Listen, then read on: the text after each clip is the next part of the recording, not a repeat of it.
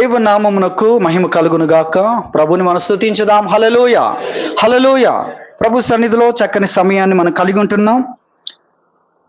మనము దేవుని వాక్యములో రోమీయులకు రాసిన పత్రికలో ఉండి అనేకమైన విషయాలు ధ్యానం చేస్తూ ఉన్నాం. టైటిల్స్ అన్ని కూడా మీరు రాసుకుంటే మీకు అర్థమవుతుంది ఇంతగా దేవుడు మనతో మాట్లాడుతున్నాడా.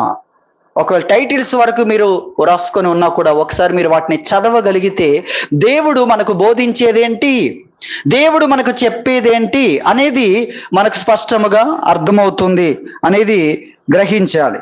కాబట్టి దేవుని వాక్యంలో ఉండి రోమా పత్రికలో నుండి అనేకమైన విషయాలు ధ్యానం చేస్తున్నాం. గడిచిన 2 వారములుగా ప్రత్యేకమైన విషయాలు మనం ధ్యానం చేశాం. యేసు ప్రభు జయ ప్రవేశ దినమున మనం ధ్యానం చేశాం. ఏం ధ్యానించాం?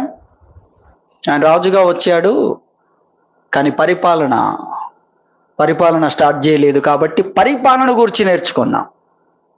పరిపాలన గురించిన ఒక అవగాహన దేవుడు ఇవ్వబోతుంది అది అనేది మనకు తెలియకపోతే, ఏదైనా తెలియకపోతే దాని కొరకు ఎందుకంత ఖర్చు పెడతాం, ఎందుకంత కష్టపడతాం కదా.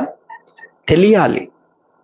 తెలియకపోవడాన్ని బట్టి సాతాను ఏం చేస్తున్నాడు, మన దేవుని కొరకు ప్రయాసపడే దాన్ని అంతటినీ ప్రయాసపడకుండా చేసి మనల్ని వ్యర్థులుగా చేస్తున్నాడు. తెలుసుకుంటే దాని కొరకు ఎంతటి వెలైనా మనము చెల్లిస్తాం. ఆయన అనుగ్రహించబోయే మహిమ ఎదుట ఆ జీవితం మనం కోరుకునేది ఏంటంటే, అసలు మన ప్రార్థనలన్నీ చూడండి ఎంత బలహీనమైన ప్రార్థనలో. మన బలమైన ప్రార్థనలన్నీ కూడా దేవుడు ఇచ్చేదాని ముందు బలహీనమైనవే. ప్రభువా ఈ అన్యాయం జరిగింది, సరిచేయండి, మళ్ళీ న్యాయం జరిగించండి, మళ్ళీ నిలబడాలి. అదే కదా మన ప్రార్థన. అది మన ప్రార్థన. మనం కోల్పోతున్నది ఎంత, దేవుడు ఇవ్వాలనుకున్నది ఎంత, అది ఉండాలి, మన ముందు ఉండాలి. 1000 ఏళ్ల పరిపాలన మన ముందు ఉండాలి. దేవుడు తెలియజేశాడు కదా. డైరెక్ట్గా దాంట్లో ప్రవేశించిన తర్వాత దీనికోసము నీవు ఇది చేస్తే, ఇలా ఉంటే, ఇదిగో నిత్యత్వంలో కూడా నీకు ప్రయోజనం ఉండేది. విశ్వసించుట్లో ఉన్న ప్రయోజనము, నమ్ముటలో ఉన్న ప్రయోజనము, నమ్మి దేవుడు కోరుతున్న క్రియలు అంటే ఆ నమ్మకం యొక్క ప్రభావాన్ని మనం చూపించాలి. నమ్ముతున్నాం అనేది కాదు, ఆ నమ్మకములో మన చదువుకు అంతస్తులు ఉన్నాయి. నమ్ముతున్నాం. ఏం నమ్ముతున్నాం? ప్రభు ఒక విషయాన్ని చెప్తుంటే మార్త నమ్ముతున్నాను ప్రభువా. అవును ప్రభువా. ఏంటవును? నీవు లోకమునకు రాబోతున్న దేవుని కుమారుడవని నమ్ముతున్నాను. ఆయన చెప్పేదేంటి? నీ సహోదరుడు ఇప్పుడు లేస్తాడు. ఆయన చెప్పేది అది. ఈమె నమ్మేదేంటి? అవును ప్రభువా. ఏంటవును? ఈ లోకమునకు రాబోతున్న దేవుని కుమారుడవని నమ్ముతున్నాను. ఆయన నమ్మమన్నది అదా? అది ఎప్పుడు నమ్మావు కదా. ఇప్పుడు నమ్మమనేది ఏంటంటే, నీ సహోదరుడు కుళ్ళిపోయినా కూడా నేను చెప్తే లేస్తాడు. అది ఆయన చెప్పేది. తిరిగి యోహాను సువార్త 11:40 కూడా మళ్ళీ అదే విషయాన్ని చెప్పాడు. నేనేం చెప్పాను ఇంతకు ముందు? నువ్వు నమ్మిన ఎడల ఏం చూస్తావు? దేవుని మహిమను చూస్తావు. నువ్వు ఇప్పుడేం చూస్తున్నావు? ప్రభువా వాసన వస్తుంది, కుళ్ళిపోయిన శవం ఉంటుంది అవతలని చూస్తున్నావు. మరి దేవుని మహిమ, దేవుడు పిలుస్తున్నప్పుడు, దేవుడు తెరవమంటున్నప్పుడు ఆయన మహిమేది? మంటినే చూస్తావా, మహిమను చూడవా? ఏం నమ్ముతున్నా? నమ్మకములో అంతస్తులు ఉన్నాయి, నమ్మకములో చదువు ఉంది. అది మనం గుర్తించాలి. మన నమ్మకములో అడుగడుగున ఒక వేరియేషన్ ఉంది, ఒక ఉన్నత దశ ఉంది మన నమ్మకంలో. మనం చూడ్డానికి సాధారణమైన పరిస్థితిలో ఉండొచ్చు, లేదా ఇంకా వెనక్కి నెట్టివేయబడి ఉండొచ్చు భౌతికంగా. భక్తులైన వారిని మీరు చూడండి. దావీదుకు అభిషేకం రాగానే, సౌలుకు అభిషేకం రాగానే అందరూ తల వంచారు, మోకరించారు, దాసోహం అయ్యారు. దావీదును అభిషేకించగానే ఏం జరిగింది? కష్టాలు ప్రారంభమయ్యాయి. 1-2 రోజులు ఉందేమో సంతోషం, గొలియాతును జయించిన సంతోషం. కానీ తర్వాత తరుమబడుట, ఎటువంటి భయంకరమైన పరిస్థితులు ఎదుర్కొన్నాడు. కానీ ఆత్మలో ఆత్మలో ఉన్నత స్థితిలో ఉన్నాడు. ఇప్పుడు నీ చదువు వేరు, ఇప్పుడు నీ స్థానం వేరు.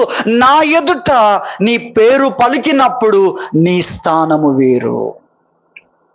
ఇక నుండి నీ పేరు యాకోబు కాదు. యాకోబని ఇంతకు ముందు నేను పలుకుతున్నప్పుడు నీకున్న విలువ వేరు, ఇప్పుడు నేను పలుకుతున్నప్పుడు నీకున్న విలువ వేరు. ఆ విధంగా ఉంటుంది. కాబట్టి ఏం చేయాలి? విశ్వాసములో ఆ ప్రత్యేకతలను సొంతం చేసుకోవాలి. ఆ పాత చదువే కాదు. దేవుడు పరీక్ష పెట్టినప్పుడల్లా నీ స్థానాన్ని ఏం చేస్తున్నాడు? మార్చేస్తున్నాడు. ఉన్నత స్థానములోనికి దేవుడు నిన్ను ఉన్నత స్థానంలో పెడుతున్నాడు. అది ఖచ్చితంగా గ్రహించాలి. పరీక్ష తర్వాత ఏమవుతుంది? నువ్వు ఉన్నత స్థానంలోనికి వస్తావు. పరీక్షలో ఫెయిల్ అవుతేనే సమస్య. నేను ఫెయిల్ అయ్యే వారిని గురించి కాదు, పాస్ అవుతున్న వారిని గురించి. అంటే జరిగిన విశ్వాసాన్ని దేవుని మీద ఉంచే వారి కోసం, ఏమి జరుగుతున్నా యేసయ్యను వెంబడించుట్లో వెనుదీయని వాళ్ళ కోసం. ఆయన అనుసరించుటే నా యొక్క దైనందిన జీవన విధానం, అనుదిన జీవన విధానం. ఆయన వెంబడించుట, ఏమి జరిగినా ప్రార్థించుట, స్తుతించుట, పాటలు పాడుట, విశ్వాసముతో ఉండుట, నిరీక్షణతో ఉండుట, ఆయన ప్రేమను గుర్చిన మాధుర్యమును పంచుకొనుట, ఆయన ఎంత గొప్పవాడో చెప్పుట, ప్రకటించుట, మనస్సుకు చెప్పుకొనుట. ఇది ఉంది చూసారా? దేవునితో కలిసి నడిచే అనుభవాలు, అవి బ్రేక్ కాకూడదు. అది విశ్వాసం. ఏం జరుగుతున్నా, పౌలుశీలకి ఏం జరిగినా వారు ఏం చేశారు? వారి కార్యక్రమాన్ని, ఈ సమయంలో మన గృహంలో ఉంటే మనం ఏం చేస్తాం? దినమంతా జరిగిన కార్యక్రమాలను బట్టి ఒక పాట పాడి మరి మొదలు పెడదామని వారు పాట పాడి, ఏం జరుగుతున్నా ఆయన యందు విశ్వాసమును వ్యక్తపరచగలిగిన క్రియలున్నాయి చూసారా? వాటిలో నడవడమే వారి యొక్క జీవన విధానం. అది మనం గ్రహించాలి. సమయం తక్కువ ఉంది, మన వాక్యంలోకి వెళ్ళాలి. మనము 1000 ఏళ్ల పరిపాలన నుండి విశ్వాస జీవితం, విశ్వాస యాత్రలోకి వెళ్తున్నాం. అన్నీ అవసరమే, అన్నీ అవసరమే. ఒక్కొక్కరి కొరకు దేవుడు మాట్లాడాలని చూస్తూ ఉంటాడు, ఒక్కొక్క పరిస్థితి కొరకు. అలాగే అందరి కోసం, అలాగే ఎదిగిన వారి కొరకు కూడా. మాకు కూడా కావాలి కదా, మేము కూడా ప్రోత్సహించబడే విషయాలు ఉన్నాయి కదా. 1000 ఏళ్ల పరిపాలన అందరినీ ప్రోత్సాహపరిచే విషయాలు. ఆలోచించాలి. మీరు ఆలోచించడం మొదలు పెడితే ఆయన వచ్చి మిమ్మల్ని నడిపించడం మొదలు పెడతాడు. అర్థమైందా? మీరు వ్యతిరేక విషయాలు ఆలోచించడం మొదలు పెడితే సైతాన్ వచ్చి మిమ్మల్ని చక్కగా నడిపిస్తూ ఉంటాడు. కానీ మీరు దైవికమైన విషయాలు ఆలోచించడం మొదలు పెడితే పరిశుద్ధాత్ముడు వచ్చి మిమ్మల్ని ఇంకా లోతుల్లోనికి తీసుకొని వెళ్తాడు. ఇంకా లోతుల్లోనికి 1000 మూరలు కొలిస్తే అప్పుడు వచ్చిందండి నెక్స్ట్ లెవెల్. అర్థమవుతుందా? 1000 మూరలు, 1000 అడుగులు అనుకోండి. 1000 అడుగులు క్రీస్తుతో నడిస్తే అప్పుడు నెక్స్ట్ లెవెల్లోనికి, లోతైన అనుభవంలోనికి, చీలమండలము నుండి మోకాళ్ళ లోతు. ఇక ఇంతేనేమో అనేది కాదు, లోతైనది ఉంది. అంతవరకు నడవాలి కదా, అంతవరకు నీ విశ్వాసంలో అడుగులు స్థిరంగా ఉండాలి కదా, మనం గ్రహించాలి. కాబట్టి నిజంగా దేవుడు తెలియజేసే విషయాలు ఇక్కడే తెలుసుకోవాలి. తెలుసుకోనందుకే మన బలహీనతే విరోధి యొక్క బలం. వాడు మోసం చేయడానికి కారణం ఏంటి? వాడికి తెలియదని కాదు, నీకు తెలియదని. వాడికి తెలియకపోవడం ఏంటి? వాడికి బాగా తెలుసు. వాడికి బాగా తెలుసు ఆయన ఎవరో, ఆయన ఏం చేయగలడో. సమయము రాకమునుపే మమ్మును నశింపజేయడానికి వచ్చితివా? సమయం అయ్యాక కదా నువ్వు మమ్మల్ని అందరినీ నరకంలో వేస్తావు, మరి ఇప్పుడే వచ్చావా మమ్మల్ని నాశనం? అదే టైం వచ్చేసిందా అని కేకలు వేశాయి 6000 దయ్యాలు. సేన, సేన అనగానే ఒక గుంపు, 6000 గుంపుకు సేన అని పేరు. అది మనం చూస్తాం. సేన అని ఎక్కడున్నా కూడా అందులో 6000 మంది యోధులు ఉంటారు. సాతాను మన బలహీనతను చూచి వాడు మనల్ని ఆడించాలని చూస్తూ ఉంటాడు. మన బలం దేవుని సన్నిధిలో ఉండుట. ఆయన వచ్చి నేర్పిస్తాడు. ఏం నేర్చుకోవాలో ఆయన నేర్పిస్తాడు. మనం ఖాళీగా వచ్చి ఆయన సన్నిధిలో కూర్చొని, ఆయన మన బోధకుడు, రండయ్యా బోధకుడా. ఎలా రావాలి? గ్లాసెడ్ నీళ్లు చాలు, ఒక నదిలాగా రా. నీ బోధన ప్రవాహము ఒక నదిలాగా నీవు తీసుకొని రాగలిగిన దేవుడవు అని ఉండగలిగితే ఆయన మనలో ఎవనికి దూరముగా ఉండువాడు కాడు. అది మనం గ్రహించాలి. ఆయన నేర్పిస్తాడు, మనం నేర్చుకోవాలి. కాబట్టి ప్రభువు అటువంటి అనేకమైన విషయాలు 2 వారములుగా మనల్ని ప్రత్యేకమైన విషయాల్లో నడిపించాడు. వాటిని మీరు రాసుకొని ఉంటే వాటిని చదవాలి, ధ్యానించాలి. వాటిలో నుండి ఏం పొందుకోవాలి అది పొందుకొని అంతస్తులో మీరు కనబడాలి. ఆ భాగ్యవంతులు కావాలి. మనం ఆ భాగ్యవంతులము కావాలి. ఆ భాగ్యాన్ని ప్రక్కన పెట్టి ఉండని నేనైతే ఇలాగే ఉంటాను కాదు. దేవుడిచ్చే భాగ్యముతో మనం వర్ధిల్లాలి. మన వర్ధిల్లడం అనేది ఇది కాదు. ఈ లోక సంబంధమైన వాడిపోయేది కాదు. అది ఎంత వర్ధిల్లినా వాడిపోతుంది. అది ఎంత ఘనత వహించిన వాడైనా నిలువజాలడు. ఒకడు ధన సంపన్నుడైనా అది ధనానికి సంబంధించింది. రెండవది వాని ఇంటి ఘనత విస్తరించిన ఇది పేరుకు సంబంధించింది. ఇదే కదా. భయపడకు, కలవరపడకు, కదిలిపోకు. అది ఏం చేయలేదు. ఆ ధనం గొప్పదైనా ఏం చేయలేడు. ఆ ఇంటి ఘనత కూడా అతని వెంటేమి దిగదు. దాని గురించి నువ్వేమనుకుంటున్నావు? గొప్ప భాగ్యం అది భాగ్యం కాదు, అది ధన్యత కాదు.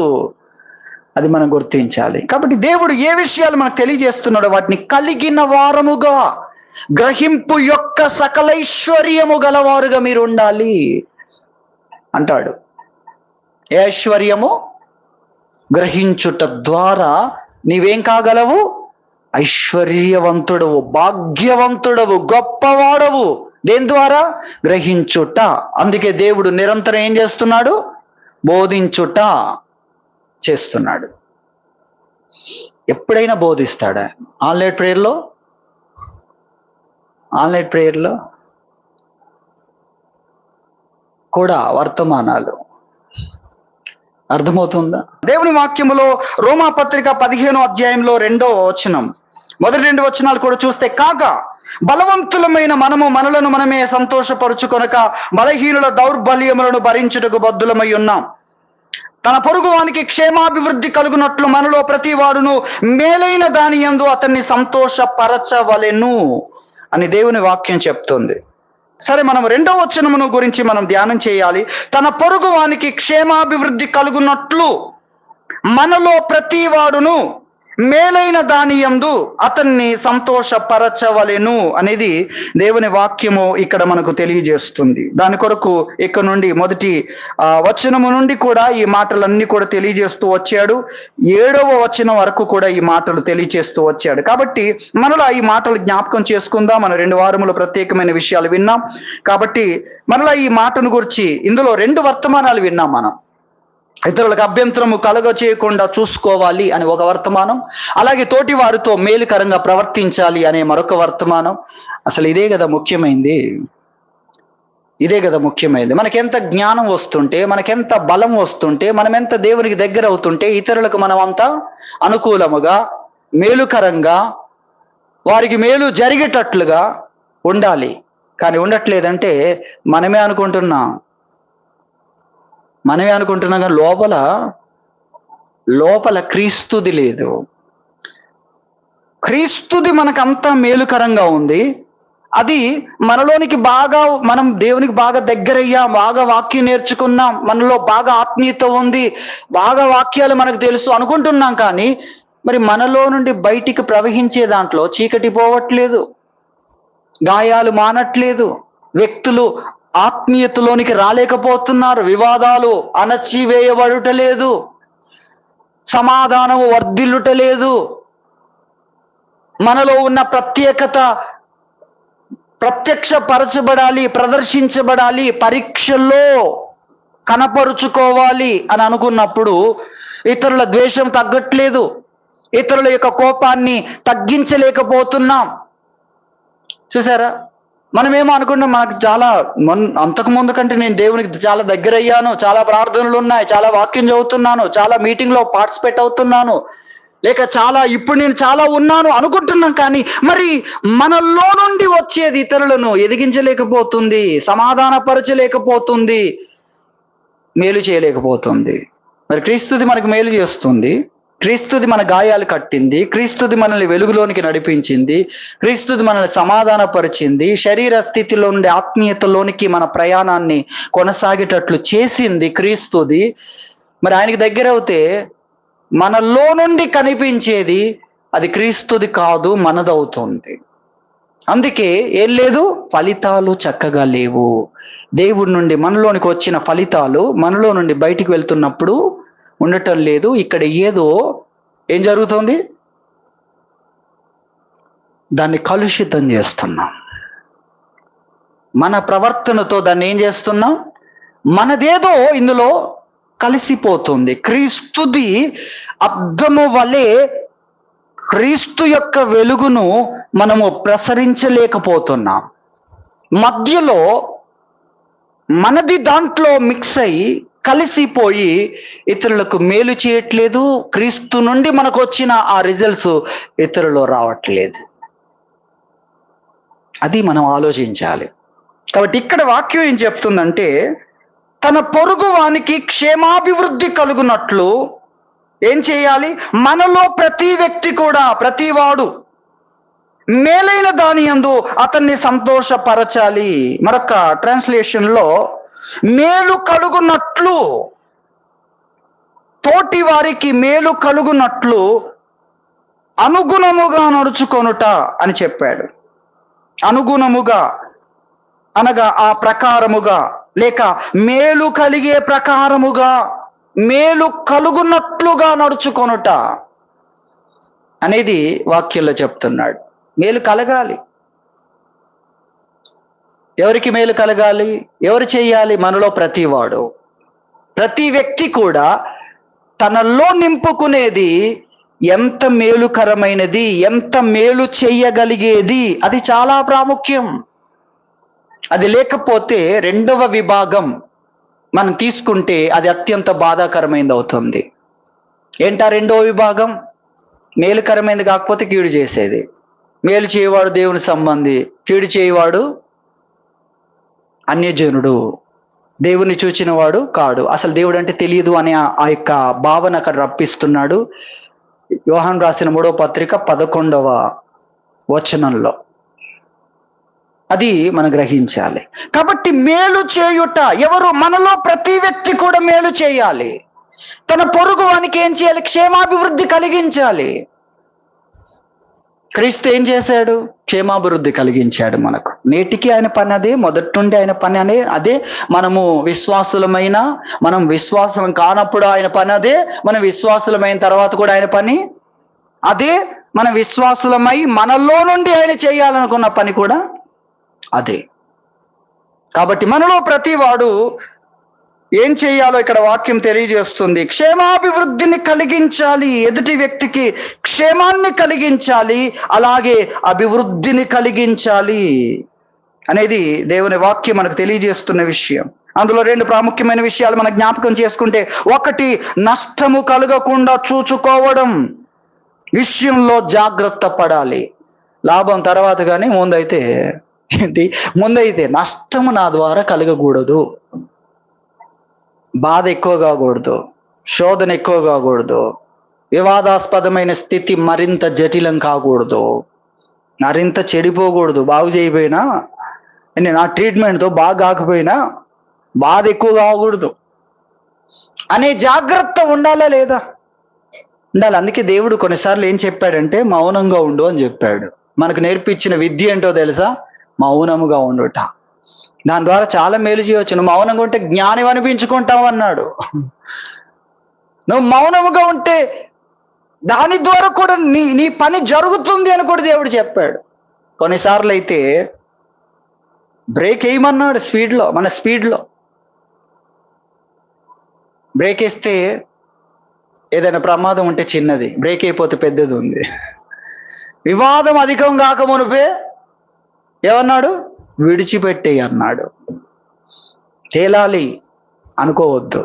ఎవరు గెలిచారు, ఎవరు గెలవాలి, వదిలేయి దాన్ని అంతటిని. వివాదాస్పదముతో నువ్వేమీ సాధించలేవు. దేవుని సన్నిధిలో ఏ గుర్తింపును నువ్వు పొందలేవు.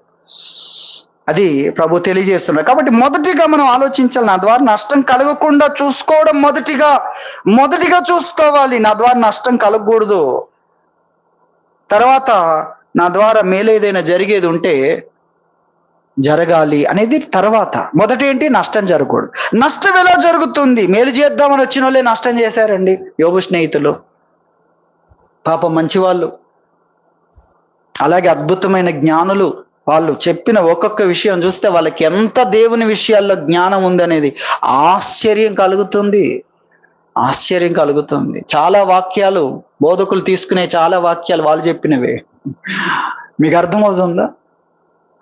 కానీ ఇక్కడ మాత్రము గాయాలు కట్టలేకపోయారు, సమస్యను గుర్తించలేకపోయారు, మేలు చేయుట ఎలాగో తెలుసుకోలేకపోయారు, స్కాన్ చేయలేకపోయారు. మాకు తెలియదా?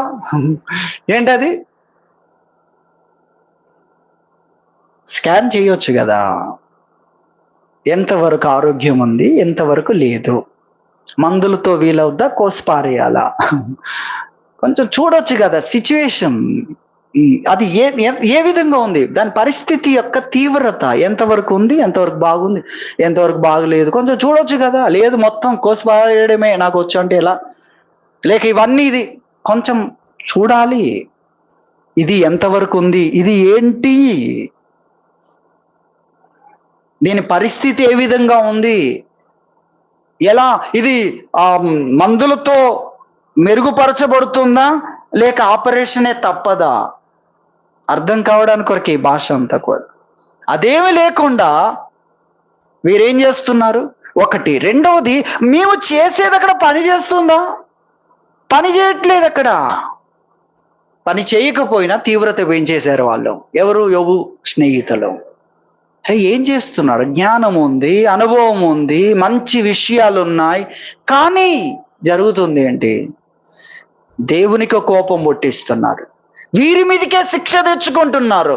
వీరి మాటల ద్వారా దేవుడు మెచ్చుకోవాలి, దేవుడు బహుమానములు ఇవ్వాలి, దేవుడు ఉన్నత స్థలంలోనికి రమ్మని పిలవాలి కదా. మనకు మాటలు ఎందుకు దేవుడు అనుగ్రహించాడు? మన మాటల ద్వారా మనకు ఎంతో మేలుంది, దేవుడు మెచ్చుకునే విషయాలున్నాయి. దేవుడు గొప్పగా ఇదిగో నా పిల్లలు మాట్లాడుకుంటుంటే ఆయన వచ్చి వింటాడంట. అర్థమవుతుందా? ఎవరైనా మాట్లాడుకుంటే మీరు వెళ్ళి వాళ్ళతో జాయిన్ కావాలనే ఆశ ఉందనుకోండి, వాళ్ళంటే మీకు ఎంత ఇష్టం, వాళ్ళు మాట్లాడేది మీకు ఎంత ఇష్టం. దేవుడు తన యందు భయభక్తులు గలవారు కూర్చొని మాట్లాడుతూ ఉండగా ఆయన వచ్చి వింటాడు. ఇది వాక్యం చెప్తున్న విషయం. వీరి మాటలు ఏమవుతున్నాయి? వీరి మాటలు, వాక్యము వీరికి తెలుసు, జ్ఞానం ఉంది, మంచి చేద్దామని వచ్చారు, కీడు చేయడం మొదలు పెడుతున్నారు. దేవుని కోసం అంటున్నారు, దేవునికి కోపం పుట్టిస్తున్నారు. మీకు అర్థమవుతుందా? దేవుని కోసం అంటున్నారు, దేవునికే కష్టాన్ని కలిగిస్తున్నారు. యోబుకే కాదు, దేవునికే కష్టం కలిగిస్తున్నారు. తర్వాత ఆగట్లేదు అసలు. అరే మనం అందు పని చేయట్లేదే, మనం సరైన దారిలో వెళ్తున్నామా లేదా, లేక దేవా ఏం చెయ్యాలి, ప్రార్థన ఎందుకు? చూసారా? బ్రేక్ ఫెయిల్ అయిపోకూడదండి. బ్రేక్ ఫెయిల్ అయితే ఎలా? బ్రేక్ ఫెయిల్ అయిపోయిన వ్యక్తి ఆగడు, దూసుకొని వెళ్తూనే ఉంటాడు. నాశనంలో పడేదాకా అది ఆగదు అన్నట్టుగా. ఆగి ఆలోచించాలి, లోపల ప్రార్థించాలి, లోపల కనుగొనాలి దేవునితో. దేవుని ఆలోచన సభలో చేరడానికి ప్రయత్నం చేయాలి. దేవుణ్ణి అర్ధరాత్రి ఆయన ద్వారాలు తట్టడానికి ప్రయత్నం చేయాలి. ప్రభువా ఏంటి నా మందు పని చేయట్లేదు, ఏదైనా కొత్తది ఇవ్వు. ఆ స్పృహ కూడా వీరికి లేదు. మంచి చేద్దామని వచ్చారు, మంచిగానే కూర్చున్నారు, 7 రోజులు ఉన్నారు. మనకంటే చాలా గొప్పవారు. మనం 7 రోజులు కాదు కదా, 7 గంటలు కూడా ఉండలేము, 7 నిమిషాలు కూడా ఉంటే గొప్పే. ఎవరినైనా ఆదరించడానికి మీరు వెళ్ళారనుకోండి, 7 నిమిషాలు మౌనంగా ఉంటారా? సబ్జెక్ట్ అంత ఉంది, ఏమైపోవాలి? ముందు వినడము, బాధ తెలుసుకోవడము, సరైన సమయం కొరకు ఎదురు చూడడము, అవకాశం ఇచ్చే అంతవరకు. 7 రోజులు ఎలా ఉన్నారు? మౌనంగా ఉన్నారు. బాగుందా లేదా? చాలా బాగుంది. కానీ తరువాతే మెల్లిగా ప్రారంభించినప్పుడు కూడా బాగానే ఉంది. ప్రారంభ మాటలు, ఆ ప్రారంభ మాటల్లో యోబు కూడా వారి మాటలను అర్థం చేసుకున్నాడు. నేను నిరర్ధకమైన మాటలు పలికాను, కారణం నాకున్న బాధ ఎక్కువై పలికాను అని మొదట్లో యోబు కూడా వివరణ ఇచ్చాడు. నీ భక్తి నీకు ధైర్యం పుట్టించదా?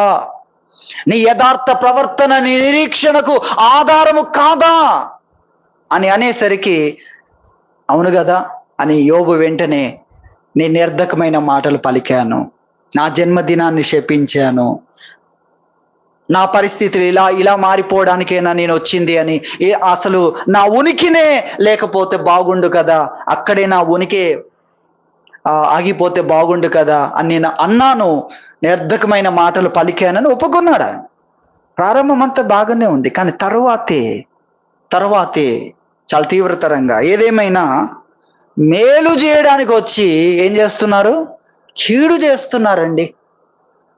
మనం మేలు చేద్దామని అనుకోవాలంటేనే మనకు ఏం కావాలి?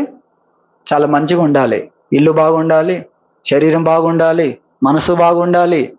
అర్థమవుతుందా? ఇవన్నీ బాగున్నప్పుడు అనుకుంటాం, దేవా నేను మేలు చేయడానికి చూస్తున్నాను, కొద్దిగా వాడుకో అంటామేమో. అది ఎప్పుడు రావాలి మన జీవితంలో?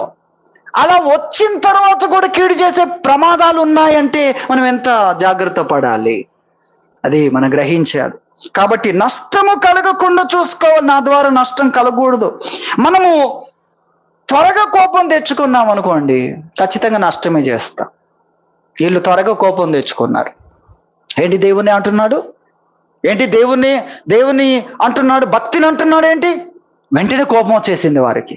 అప్పుడు యోబు అన్నాడు, నేను దేవుని అందలి భయభక్తులు నా బాధను బట్టి మానుకున్నట్లుగా మాట్లాడినా నువ్వు నా స్నేహితుడువు, నువ్వు నా మీద జాలి పడాల్సిందే అని అన్నాడు. ఎంత బాగుందండి! నేను నీ స్నేహితుణ్ణి, నా బాధను బట్టి అరిచినాను, నాతో ఉండాలి, నువ్వు నన్ను ఆదరించాలి, నువ్వు నా పట్ల దయ చూపాలి, ఎందుకంటే నువ్వెవరివి? నా స్నేహితుడివి అనే మాట చెప్పాడు. చూడండి, ఈ విషయం అర్థం కాలేదు ఆ యొక్క ఎవరికి? ఆత్మీయులు, బోధకులు, జ్ఞానులు, అనుభవజ్ఞులు, వాళ్ళకి ఈ విషయం అర్థం కాలేదు. ఈ చిన్న విషయం. అతడు దేవుని యందు భయభక్తులు బాధను బట్టి మానుకున్నట్లుగా ప్రవర్తిస్తున్నా నీవు అతని యొక్క స్నేహితుడు, కోపం తెచ్చుకోవద్దు నువ్వు. కానీ మనకి వెంటనే దేవుని అంటావా? బాధను బట్టి కేకలేస్తూ ఉన్నాడు. ఆ దేవునికే ఉంది ఓపిక, ఆయనే దీర్ఘశాంతుడు, నీకెందుకు శాంతం లేదు? మనకు శాంతం ఉండాలి. మనం త్వరగా కోపం తెచ్చుకుంటున్నాం. ఆ కేకలకు అర్థం ఏంటి? నొప్పిని బట్టి ఆ తీవ్రత అంతగా ఉంది, ఆ తీవ్రతకు అర్థాన్ని కనుగొనలేకపోతున్నాడు. కాబట్టి నొప్పిని తగ్గించాలి ఇప్పుడు అని వీరు ఆలోచించకుండా దేవుని వైపున నిలబడ్డారు. దేవుడే మీకు చెప్పాడా? దేవుడేమన్నా అలా మాట్లాడమన్నాడా? దేనికి ఏ మందో నీకు తెలియకుండా మందులు ఇచ్చేస్తే ఎలా? మీకు అర్థమవుతుందా? పోనీ ఇచ్చేసాము, అది పని చేయట్లేదు అన్నప్పుడు కూడా ఇంకా అదే డోస్ పెంచితే ఎలా? మనం మాట్లాడేది సాధారణమైన వ్యక్తుల గురించి కాదు, వారి లోతు తెలిస్తేనే మాట్లాడాలి. అలాంటి వ్యక్తుల గురించి ఏదేమైనా సందర్భం వచ్చింది కాబట్టి నేను వాళ్ళ గురించి మాట్లాడడం లేదు, వాళ్ళ గురించి మాట్లాడడానికి ఇక్కడ ఏ మాట కూడా లేదు. దేవుడు గుర్తు చేశాడు కనుక నేను దాన్ని తీసుకొని మాట్లాడుతున్నాను. అంటే మేలు చేద్దాం అనుకున్నా కూడా కీడు చేసే పరిస్థితులు ఉన్నాయి. జాగ్రత్త పడకపోతే మనం ఏదో నేర్చుకునేది ఉంది, మనకు బ్రేక్ కూడా ఉండాలి. మన బ్రేక్ కూడా ఉండాలి. గర్వం ఉండకూడదు, ఈగో ఉండకూడదు. నేను వెళ్తున్నానంటే మధ్యలో ఏది అడ్డం వచ్చినా దూసుకొని వెళ్తానంటే ఏంటి? అది సరైన విషయం కాదు, జ్ఞానం కాదు, అది మూర్ఖత్వం. ప్రమాదాలే జరుగుతాయి దాని ద్వారా. అది మనం గుర్తించాలి. కాబట్టి నష్టం కలగకుండా చూసుకోవాలి. అంటే త్వరగా మనం కోపమునకు గురి కాకూడదు. కోపంతో మనం ఏం చేయలేం. నరుని కోపము దేవుని యొక్క చిత్తాన్ని చేయలేదు, ఆయన నీతిని నెరవేర్చలేదు. యాకోబు 1:20 అక్కడ చెప్పాడు, నరుని కోపము దేవుని నీతిని నెరవేర్చలేదు. కోపం తెచ్చుకోవడం ద్వారా నువ్వు దేవుని చిత్తాన్ని చేయలేవు. మోషే కోపం తెచ్చుకున్నాడు. కోపం తెచ్చుకోగానే దేవుడు ఏం చెప్పాడో ఆ విషయాన్ని మర్చిపోయి కర్ర తీసుకొని ఆ రాయిని కొట్టాడు. అంతకుముందు ఒకటి జరిగింది అట్లాంటి సందర్భం. అప్పుడు దేవుడు అదే చెప్పాడు, నీవు నీటిని కొట్టిన కర్రను తీసుకొని అన్నాడు. అప్పుడు అది చెప్పాడు. అప్పుడు అది చెప్పాడు కాబట్టి ఆ విధంగా ఓకే. కానీ ఇప్పుడేం చెప్పాడు, నువ్వు మాట్లాడితే చాలు, మాట్లాడితే చాలు నీకోసం సహాయం చేసే వాళ్ళను కొడితే ఎట్లుండదు. ఎంత ప్రమాదకరమైన విషయం. నువ్వు మాట్లాడితే నీకోసం అన్ని చేసే వాళ్ళను కొట్టడం అంటే ఏంటి అసలు? దేవుడు చెప్పింది మర్చిపోయాడు, ఈ యొక్క వాతావరణంలోనికి వచ్చేసాడు. కాబట్టి అది ఎటువంటి పరిణామాలకు దారితీసింది, ఎటువంటి పరిణామాలు అక్కడ కలిగాయి, పరిస్థితులన్నీ ఎలా మారిపోయాయి చూడండి. దాని పరిమాణం పెద్దదిగా జరిగింది అక్కడ. దేవుడు ఆ లోపాన్ని పెద్దదిగా తీసుకున్నాడు. నీవు నా పరిశుద్ధతను అవమానించావు, సన్మానించలేదు. నేను అనగా నన్ను నువ్వు గౌరవించలేదు. మన చాలాసార్లు అలాగే మనమే ఫైనల్. ఏంటి నువ్వు దేవుడువా? అలా అలా చెప్పాడు దేవుడు. మరి అక్కడ నువ్వు నా పరిశుద్ధతను సన్మానించలేదు. ఆయన సన్నిధిలో ఉన్నాడు, ఆయన సన్నిధిలో ఉన్నాడు. ఆయన నాకు ఈ విషయం చెప్పాడు, నేను అది చేస్తున్నానని చేయొచ్చు, లేదా వారిని గద్దించవచ్చు. కానీ దానికి మించి దేవుడు ఆ తప్పును గుర్తించి అంతటి తీవ్రతరమైన స్థితిలోనికి వెళ్ళిపోయాడు. దేవుని భయం, దేవుని సన్నిధి అనే ఆ బ్రేక్ కూడా వేయలేనంత ప్రమాదకరమైన వేగంలోనికి వెళ్ళిపోయాడు. కారణం మనుషుల పరిస్థితులు. మనం కూడా మేలు చేద్దామని వెళ్ళామండి, కోపం తెప్పించింది వాళ్ళు, కోపం తీవ్రత వాళ్ళది, దానికి జరిగిన నష్టాలన్నీ కూడా వాళ్ళే, నాకు కాదు అని మనం సమర్థించుకుంటూ ఉంటాం. మోషే కూడా ఆ విధంగా అనుకోవచ్చు. మోషే దీవించడానికి వచ్చాడు, వాళ్ళకి నీళ్లను ఇవ్వడానికే వచ్చాడు. దాహముతో సొమ్మసిల్లే పరిస్థితిలో ఉన్న వారికి నీళ్ళు ఇవ్వడానికే వచ్చాడు. కానీ వాళ్ళ మాటలు, వాళ్ళ పరిస్థితులు, కొంచెము కూడా కృతజ్ఞత లేని వాళ్ళ మాటలు చూసేసరికి అసలు ఈరోజు బతికున్నావంటేనే కారణం ఏంటి? చచ్చేవాడివైతే ఎర్ర సముద్రం దగ్గర చచ్చేవాడివి కదా. నీ ముందు యోధులు చనిపోయారు కదా.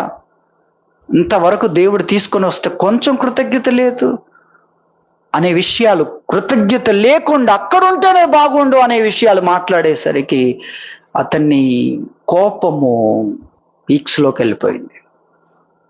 అది మనం చూస్తాం. కొంచెమన్నా కనీసం ఆ విధంగా అతడు కోపం పరిస్థితులు కారణం. కానీ మనం కోపానికి గురి కాకూడదు, నష్టం కలగకుండా చూసుకోవాలనేది మొదటి విషయము. రెండోది, మేలు ఎక్కడుంది, ఎలా మాట్లాడితే మేలు, ఎక్కడ మేలు ఉంది, ఎందులో ఎంత మేలు ఉంది, దాన్ని కనిపెట్టాలి. ఫస్ట్ కనిపెట్టాలి ఎక్కడ మేలు ఉంది, ఏ మాటలో మేలు ఉంది, ఏ ప్రవర్తనలో మేలు ఉంది, లేక ఎవరు మేలు చేయగలరు అక్కడికి పట్టుకెళ్దాం. నా మాట వినేటట్లేదు, ఎక్స్పర్ట్స్ ఉన్నారు, ఎక్స్పర్ట్స్ దగ్గరికి వెళ్దాం. మనం గ్రహించాలి మేలు ఎక్కడుంది, కనిపెట్టాలి. ఫస్ట్ కనిపెట్టు. మేలేదో తెలుసుకోకుండా ఉన్నదంతా చేస్తూ ఉంటే సరే, కొన్నిసార్లు చేస్తాం ఎమర్జెన్సీలో, అది పని చేయనప్పుడు అది కూడా గుర్తించాలి. మేలు చేయడానికి వచ్చానన్న ఒక టైటిల్ ఉంటే చాలా. అందుకే ఈ విషయాలన్నీ మనం జ్ఞాపకం చేసుకుంటున్నాం. మేలు చేసే వారికి ఉన్న ప్రమాదాలు, మేలు పేరిట జరుగుతున్న సమస్యలు, మేలునే కీడుగా మారుస్తున్న సాతాను యొక్క కుట్రలు, కుతంత్రాలు, వాడి యొక్క యుద్ధ వ్యూహాలు, దాని గురించి కూడా మనం అర్థం చేసుకోవాలి. అందుకొరకు నష్టం కలగకుండా చూసుకోవాలి. త్వరగా కోప్పడడం ద్వారా నష్టం, త్వరగా ఖండించడం కూడా చేయకూడదు. త్వరగా ఖండించామనుకోండి, వినడిగా వ్యక్తి త్వరగా ఖండించవద్దు. మెల్లిగా ఖండించడం ఎట్లా ఖండిస్తాం, ఇది సరైంది కాదు. ఖండించడానికి ఏముంది, ఖండిస్తాం. ముందు వివరణ అయిపోనివ్వు, మాట్లాడినివ్వు, చెప్పనివ్వు, తర్వాత మెల్లిగా నెమ్మదిగా ఇప్పుడే ఆపు, అది తప్పు, వాక్యానుసారం కాదని మనం ఆపేసామనుకోండి, ఇక వ్యక్తి మనం చెప్పేది వినడు. మనకేమో తప్పును ఖండించాలి కదా, తప్పును వెంటనే ఖండించాలి కదా అని మనకు అనిపిస్తుంది. తప్పును ఖండించడం ఉంది కానీ అది ఎప్పుడు, ఏ విధంగా, ఎందుకు, ఆ పని జరుగుతుందా, జరిగే టైం కోసం నువ్వు ఎదురు చూడాలి. జరగనప్పుడు నువ్వు సిలువ మీద ఉండి దిగిరా, మేము నమ్ముతామని అంటున్నారు. ఇతను నమ్ముతాడా నమ్మడా అనే విషయం ఆయనకు తెలుసు. అలాగే ప్రజలందరినీ నమ్మించగలిగిన శక్తి ఎక్కడుందో ఆయనకు తెలుసు. ఎక్కడ రిజల్ట్ ఉందో ఆయనకు ముందే తెలుసు.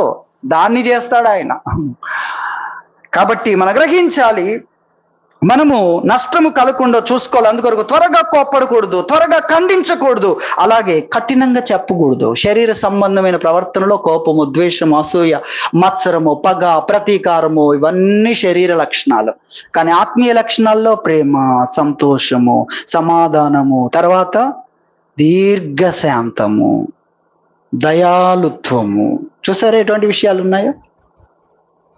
శారీరకంగా శరీర ఫలితాలే వస్తాయి, ఆత్మీయముగా ఆత్మ సంబంధమైన ఫలితాలు వస్తాయి. శారీరకంగా యుద్ధం చేసి, శారీరకంగా ప్రయత్నించి ఆత్మ ఫలాలు కావాలంటే ఎలా వీలవుద్ది? వీలు కాదు. దేవుడు కోరేవి మనకు రావాలంటే ఆయనను కోరే విధానంలో ప్రవర్తించు అని చెప్పాడు. కాబట్టి మనము శరీర సంబంధముగా కఠినంగా చెప్తే వినే పరిస్థితి లేదు. కఠినంగా చెప్పడానికి కొంతమందికి అవకాశాలు ఉన్నాయి. మనము నష్టం కలగకుండా చూసుకోవాలి. నష్టం కలుగుతుంది త్వరగా కోప్పడడం ద్వారా. త్వరగా కోపం తెచ్చుకోవద్దు, మనం త్వరగా ఖండించకూడదు, అలాగే కఠినంగా చెప్పకూడదు. కఠినంగా చెప్తే మనం వింటామా? మనం ఇంత ఆత్మీయులం కదా, వినాలనే వచ్చాను, అలా చెప్పినందుకు ఇక నేను వినను అని మనమే అంటున్నాం. కాబట్టి ఇది మనం గ్రహించాలి. అలాగే అనాలోచనగా మాట్లాడకూడదు. ఏది మాట్లాడితే గాయమవుతుందో తెలుసుకోవాలి. సబ్జెక్ట్ అంతా కుమ్మరిస్తాను అనుకోవద్దు. సామెతల గ్రంథం 18వ అధ్యాయంలో ఒక వాక్యాన్ని చదువుకుందాము. సామెతలు 18వ అధ్యాయంలో మొదటి లేకపోతే 2-3 వచనాలు చదువుకుంటే, బుద్ధిహీనుడు వివేచన యందు సంతోషింపక తన అభిప్రాయములను బయలుపరుచుట యందు సంతోషించును. ఆలోచించడంలో సంతోషం లేదంట అతడికి. వచ్చిందే తడువు. తన అభిప్రాయం రాగానే అది బయలుపరచడమే సంతోషం, కానీ ఆలోచించడం సంతోషం ఉండదంట అతనికి. ఏది రాగానే అది మాట్లాడతాడు. కానీ ఎవరు ఆ వ్యక్తి? బుద్ధిహీనుడు. బుద్ధిమంతుడు అయితే ఆలోచిస్తాడు, వచ్చింది ఇది సరైందా కాదా, ఇప్పుడు మాట్లాడాలా లేకపోతే తర్వాత మాట్లాడాలా అనేది ఉంటుంది. అందుకే భక్తిహీనుడు రాగానే తిరస్కారం వచ్చును, వెంటనే తిరస్కరించడానికి మొదలు పెడతాడని వాక్యం తెలియజేస్తా. అనాలోచనగా మాట్లాడకూడదు. మనం ఆలోచించాలి మాట్లాడే ముందు, ఇది మేలు చేస్తుందా, ఇదేం బాధించదు కదా. బాధించడం ద్వారా మనకేంటి? బాధించేవాడు దేవుడు, శిక్షించేవాడు దేవుడు, నశింపజేసేవాడు దేవుడు. మనల్ని పెట్టుకుంది ఎందుకు? సువార్త ప్రకటించడానికి, శాంతి దూతలుగా ఉండడానికి. అపోస్తలుడైన పౌలు బ్రతిమలాడుతూ ఉంటాడు, దేవుడు ఈ సమాధాన పరిచర్య మాకు అప్పగించాడు, దేవునితో ఆయన మీ కొరకు అన్ని చేశాడు అని, దేవునితో సమాధాన పరచడాని కోసం ఈ పరిచర్య మాకు అప్పగించాడు అని బ్రతిమలాడుతూ ఉంటాడు. ఆ విషయాన్ని మనం చూస్తాం. కాబట్టి ఇది మనం గుర్తించాలి. వెంటనే తీర్పు తీర్చడం, నువ్వు అలాంటి వ్యక్తివి, ఇలాంటి వ్యక్తివి అనడం ఎంత సులువో. మన లోపలన్నీ నిండుగా ఉంటాయి. అలాంటి వ్యక్తివి, ఇలాంటి వ్యక్తివి, అలా ఉన్నావు, ఇలా ఉన్నావు అని చాలా త్వరగా మాట్లాడుతూ ఉంటాం. తీర్పు తీర్చకూడదు. మనం మేలుకొల్పాలి కానీ, మన నష్టాలను చెప్పాలి కానీ తీర్పు తీర్చేవారుగా ఉండకూడదు. అలాగే శరీర విషయాలే, లోపములే పైకెత్తడం కాదు, మంచిని కూడా మనం గుర్తించగలగాలి. ఇది కూడా మనం జ్ఞాపకం చేసుకున్న అంతకుముందు, మంచిని కూడా గుర్తిస్తేనే వ్యక్తి మన మాట వింటాడు. సైతానికి ఉంది తెలివితేటలు. సైతాను ఏ విధంగా ఉన్నాడని మనుషులు లోపరుచుకోవడానికి, తల్లిదండ్రుల ప్రేమ కూడా బిడ్డలు అర్థం చేసుకోకపోతే సైతాన్ వచ్చి వారికి లేని ప్రేమను చూపిస్తూ ఉంటాడు. వీరేం చేస్తూ ఉంటారు, వాడేం చేశాడు, తల్లిదండ్రులు ఏం చేశారు, ఒక్కొక్క అంశంలో పోలిస్తే నువ్వు ఎవరికి లోబడాలి, ఎవరి కృతజ్ఞత చూపించాలి, ఎవరి ఎదుట వంగాలి, ఎవరిని వెంబడించాలి నీకు అర్థమవుతుంది. ఇక్కడ మేలేంత, అక్కడ మేలేంటి, అసలు మేలు జరిగిందేంటి, మాట్లాడగానే సరిపోయిందా? ఫలితాలు రావాలి కదా. మాటలకే కాదు, ఎక్కడికి తీసుకుని వెళ్తున్నారు, ఏం జరుగుతుంది, ఏం జరిగింది, ఏం ఒరిగింది, అలా చూస్తే ఎవరికి లోబడాలో తెలుస్తుంది.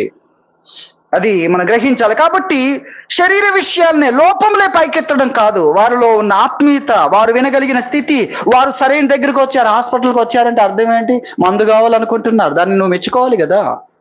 ఇటువంటి విషయాలు కూడా గుర్తించాలి, నష్టం కలగకుండా చూసుకోవాలి. రెండవది, మేలు కలగాలి. మేలు కలగ చేయాలనే విషయాన్ని గురించి మనం ఆలోచించాలి. ఏది మేలు చేస్తుంది?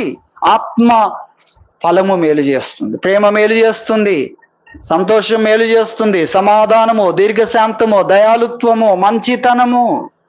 ప్రేమ చెప్పాడు, తర్వాత సంతోషం చెప్పాడు, దీర్ఘశాంతం గురించి చెప్పాడు, సమాధానం గురించి చెప్పాడు, దయాలుత్వం గురించి చెప్పాడు, మంచితనం గురించి చెప్పాడు, నమ్మకత్వం, విశ్వాస్యత అది కూడా చెప్పాడు. ఇలాంటివన్నీ కూడా ఏం చేస్తాయి? మేలు చేస్తాయి.